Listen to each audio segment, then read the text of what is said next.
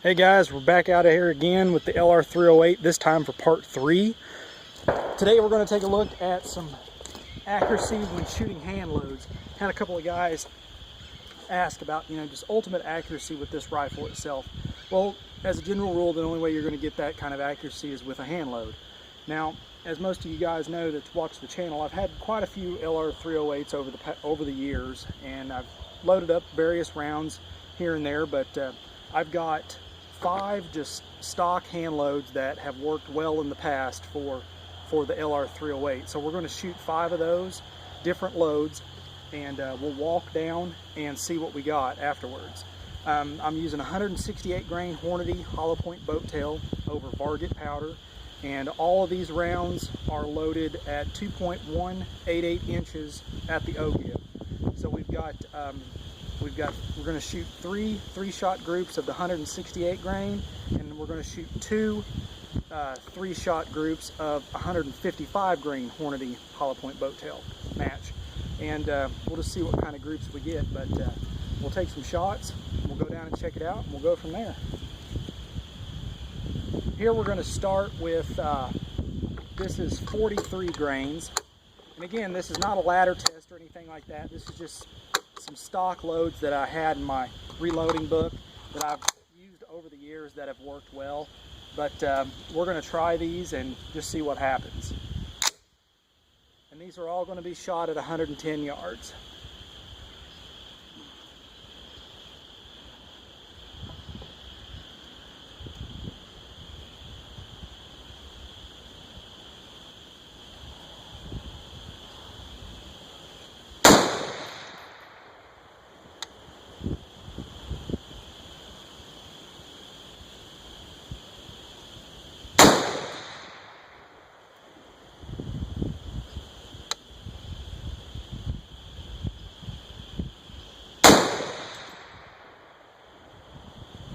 Okay, not too terrible. Now we're going to try 44 grains of varget underneath the same 168 grain projectile. Again, this barrel, factory DPMS barrel, is a 1 in 10 twist. So your higher grain bullets should do, in theory, a little bit better.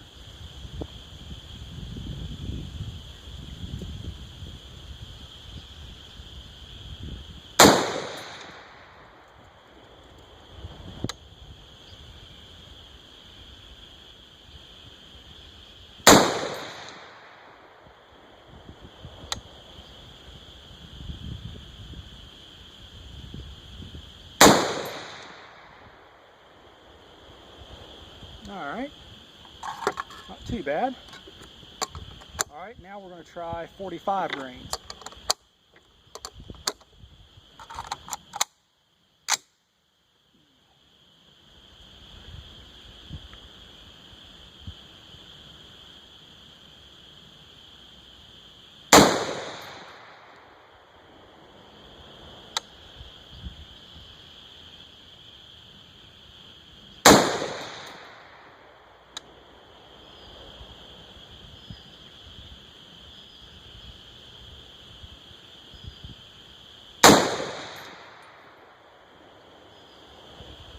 Okay, now we're going to move on to 155 grain hollow point boat tail Hornady match projectile over 45 grains of varget.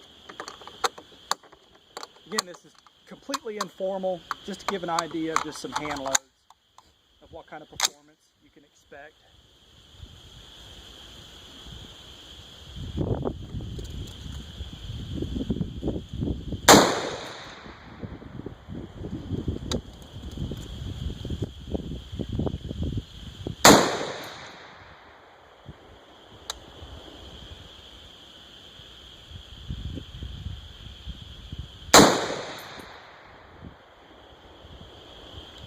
Alright, and lastly we're going to try that same 155 grain projectile over 46 grains of varget.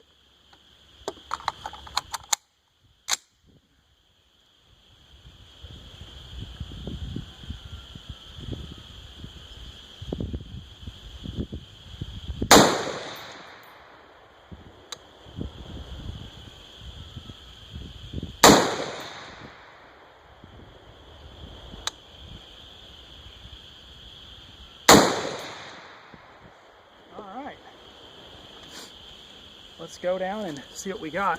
I think you guys are gonna like the results. Let's take a walk down real quick. One thing you have to understand about a rig like this, fellas, is that you gotta kind of have a purpose in mind of what you want it to do. For me, a rifle like that would be kind of like a force multiplier. Like I mentioned in the other videos, a DMR style rifle that, you know, just something that you can range out further than your SPR can and hit a little harder with the added capability of a 20 round mag, something that your, you know, your bolt action just can't compete with, but still be able to retain some accuracy. So for me, this rig isn't really a true precision rifle, but more of a marksman type rifle. But when push comes to shove, I think honestly this platform, even with the stock barrel, can post some pretty substantial accuracy, providing the shooter does their part. And I have to say, fellas, I think you're gonna like what you see. Man, oh man. Okay, here's that first group, okay? This is going to be your 43 grains of Varget. This is 168 grain projectile, okay? This, oh yeah, look at that. Look at that. That's going to be 45 grains, okay? 45 grains of Varget, 168 grain projectile. Now, this is the 155. Now, I've noticed that depending on the powder charge, the lighter grain bullets, if you don't get that powder charge just perfect as far as the actual total amount, your group starts to open up. I don't know if it's the twist rate or what, but either way, that's still not a bad group. Now, look at that. This right here is the same 155 grain Hornady hollow point boat tail projectile. That's over 46 grains of Varget, okay? But now, look at that. Look at that. I'll have to get my calipers and annotate it in as what the actual diameter of that, but that is 3 shots touching, 110 yards, 168 grain Hornady hollow point boat tail projectile, over 44 grains of Varget, and that's loaded at 2.188 inches, measured at the ogive, fellas. Now, that is with the factory barrel, non-free floated. That is with a Moe hand guard off of a rickety rest and off my bench. I have to say, fellas, I think the accuracy speaks for itself, and this is coming from a sub $800 AR-10 style rifle. I think it pretty well proves it, and as you can tell from the shooting back there, all those hand loads were completely reliable through the gun. That right there probably means almost as much as these small groups, honestly. And we're approaching right around 350 flawless rounds through the rifle. But as always, guys, if you got questions, you know what to do. Stay tuned. We are going to have part 4 of this. We're going to do some suppressed shooting with it, let you guys see that, and we'll give you all some final thoughts. As always, fellas, shoot straight. Later.